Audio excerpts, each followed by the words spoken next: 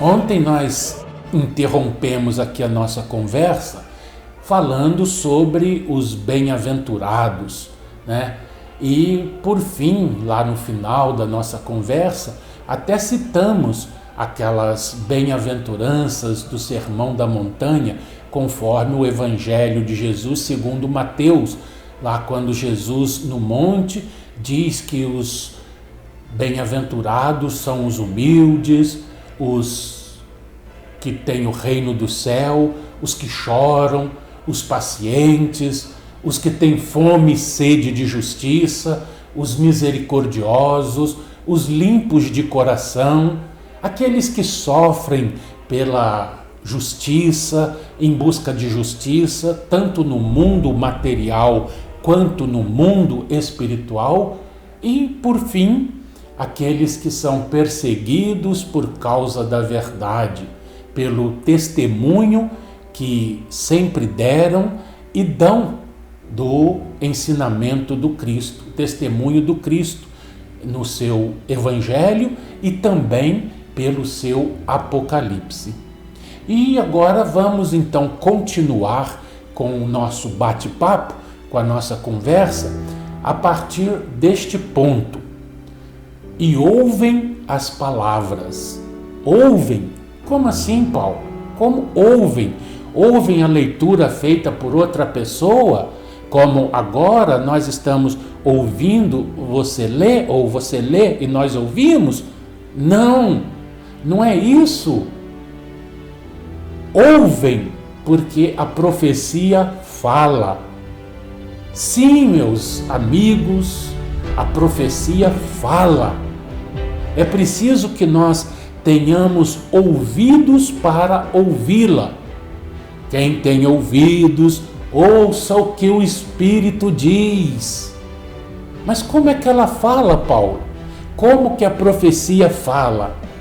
Olha só, no livro dos Salmos, no Velho Testamento, pode-se ler: os céus proclamam a glória de Deus, e o firmamento anuncia as obras das suas mãos. Salmos, capítulo 19, versículo 1. Como que os céus proclamam a glória de Deus? Proclamar é declarar de forma nobre e solene. Ora, os céus proclamam a glória de Deus porque quem criou essas coisas não foi outro senão Deus.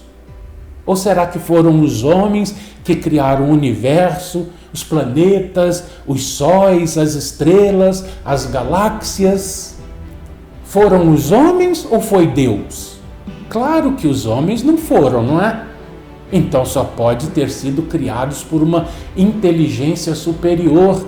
Ora, essa inteligência é Deus. Então, com toda certeza, os céus, ou seja, o universo, proclamam a sua glória. E da mesma forma, a profecia contida no Apocalipse fala. Por isso são bem-aventurados os que ouvem as palavras da profecia. Ora, profecia vem do grego e significa predição do futuro feita por um profeta. E não há maior profeta que o Cristo, não é? Portanto, sua predição deve ser levada a sério. E guardam as coisas nela escritas. As palavras guardam todo esse tempo a profecia, por isso são bem-aventuradas. E os homens, onde as guardarão?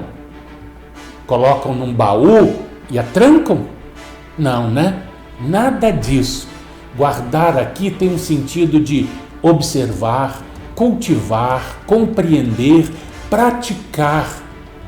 Devem guardar na mente para que a mente fique cada vez mais iluminada.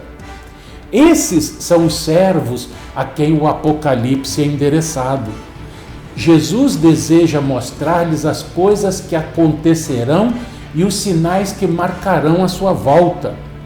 Nesse diapasão, pode-se concluir que o Apocalipse não é endereçado a todos os homens da face da terra, mas tão somente aos que o leem, ouvem e guardam a sua palavra, no sentido que o Cristo desejou quando ditou tais palavras ao seu redator. Pois o tempo está próximo. Novamente a menção ao tempo. Já vimos no primeiro versículo essa questão do tempo. Lá encontramos a expressão em breve e conversamos sobre o momento em que o Apocalipse foi escrito e a atualidade, os dias de hoje, a distância temporal que existe entre esses dois períodos da história. E vimos que, ao olharmos pelo ângulo material, passaram vários e vários anos, em torno aí de 2000 anos. Todavia, pelo prisma espiritual, o que vem a ser esse breve tempo? Ou o tempo está próximo, o que vem a ser isso? Em diversas passagens deste livro, vamos encontrar referências ao tempo. Mas já podemos adiantar que no versículo 4 deste capítulo 1, vê-se que o tempo de Deus não é o mesmo dos homens, pois lá está escrito: da parte daquele que é, que era e que há de vir. Isto é, aquele que não tem passado nem futuro, mas somente presente. O tempo de Deus não é medido como se mede na terra. O tempo para os humanos é a sucessão das coisas transitórias, ou seja, os fatos se desenrolam depois de outros fatos. Uma coisa só pode acontecer se e depois de acontecer outra. Exemplo: só pode cair água do céu se ou quando as nuvens se formarem.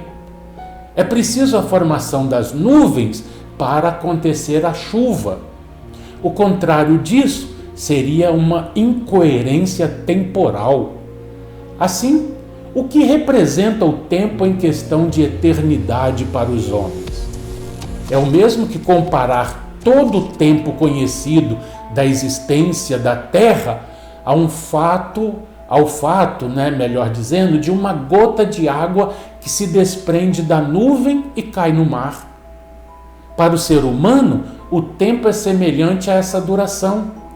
Dessa forma, concebendo o tempo como a relação das coisas transitórias, coisas que se medem, se amontoarmos os nossos séculos aos milhares e milhares, formaremos um número colossal que não representará jamais senão um ponto na eternidade. A eternidade não é suscetível de nenhuma medição do ponto de vista de sua duração. Para ela não há começo nem fim. Tudo é presente. João, o vidente de Pátimos, narrou fatos já acontecidos, pois que ele os vira acontecer. E da mesma forma, para ele, já eram fatos passados de muito. Só que, para os homens, tanto os de sua época quanto para os futuros, especialmente hoje para nós, seriam fatos que ainda se realizariam. Todavia, adianto que muito ainda temos que estudar sobre a questão tempo de Deus. Muito há que pesquisar e meditar profundamente. E é por estar próximo o tempo que a espiritualidade nos incentiva ao estudo desse Apocalipse, ao qual, no próximo programa, daremos continuidade.